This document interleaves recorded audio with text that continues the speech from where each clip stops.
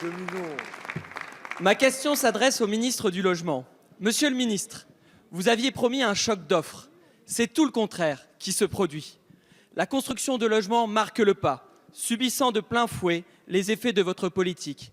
Vous faites fausse route. 2018 a connu des baisses drastiques. Moins 7% pour les mises en chantier. Moins 7% aussi pour les permis de construire. Et cela empire au premier trimestre 2019. Avec votre gouvernement, la France est repassée sous le seuil des 400 000 logements.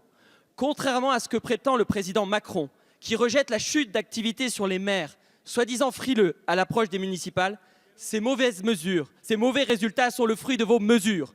Vous avez restreint l'éligibilité du dispositif Pinel, abandonnant des territoires. Vous avez déconsidéré à tort l'investissement dans la pierre avec l'IFI.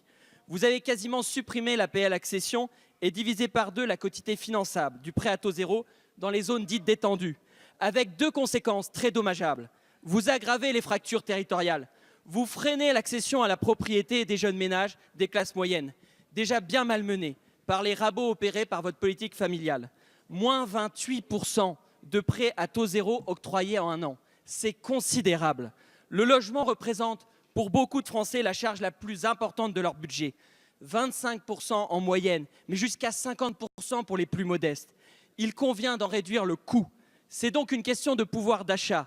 Or, la politique de votre gouvernement ne remplit guère ses objectifs.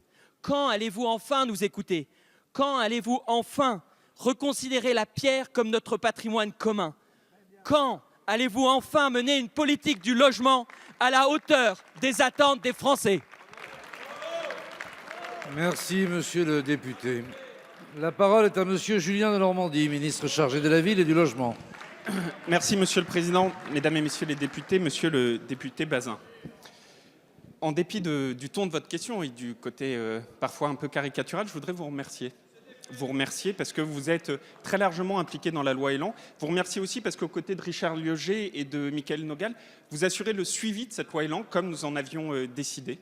Et vous remercier aussi parce que, comme moi, vous êtes convaincu que les réformes que portait cette loi logement sont nécessaires. Comme moi, vous considérez que la réforme du logement social, avec les mesures que nous avons portées, co-construites avec les acteurs du logement social, sont nécessaires. Et comme moi, vous savez très bien que faire une loi logement qui a été adoptée il y a 5 mois donnera ses effets sur la durée. Et vous le savez très bien. Mais vous évoquez, monsieur le député Bazin, beaucoup de chiffres, énormément de chiffres. J'assume toutes les responsabilités, toutes. Ces chiffres, jamais je ne me défausserai. Alors je pourrais vous répondre par des chiffres. Vous dire par exemple qu'entre 2008 et 2012, les mises en chantier étaient environ de 395 000, alors qu'en 2018, les mises en chantier sont supérieures à 400 000. Je pourrais me contenter de ces chiffres, mais moi je voudrais vous répondre sur un autre volet, sur la vision. Quelle est la vision de la politique du logement de cette majorité, de ce gouvernement? C'est d'abord produire des logements abordables. Alors comment on fait? On fait en poussant la loi Elan bien sûr, mais également la réforme avec les logements sociaux et cet accord extrêmement important signé il y a 15 jours avec toutes les familles des bailleurs sociaux en présence du Premier ministre qui dit 110 000 constructions neuves et plus 25% de rénovation.